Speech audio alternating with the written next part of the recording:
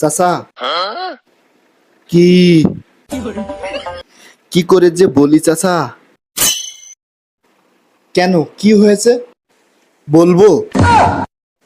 তুই এমন করছিস কেন? কোনো ঘাবলা করিসনি তো? না, তবে একটা কথা শুনছিলাম।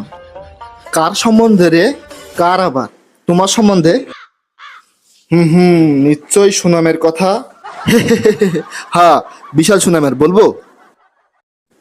হ্যাঁ, তাড়াতাড়ি বল। শুনেছি ছোটবেলায় তুমি নাকি খুব দুষ্টু ছিলে। এটা সুনামের কথা? তোরে কেডা বললো এই কথা? মা? কেডা? মা বলেছে? মা বললেই হবে নাকি? আমি ছিলাম মহাভদ্র। তাই নাকি?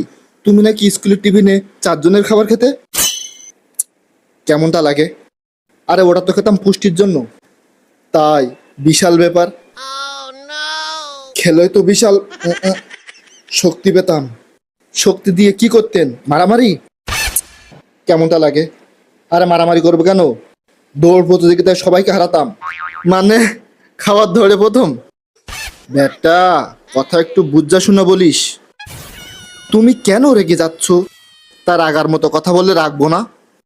তুমি তো নিজেই বললে খাবার খেতে শক্তির জন্য। তো ওকে আমি একদিন দেখাবো আসল শক্তি কি জিনিস। হ্যাঁ, তা তো দেখাবেই। আগে বেশি বেশি খাবার খেতে, এখন ধরা পড়ে গেছো।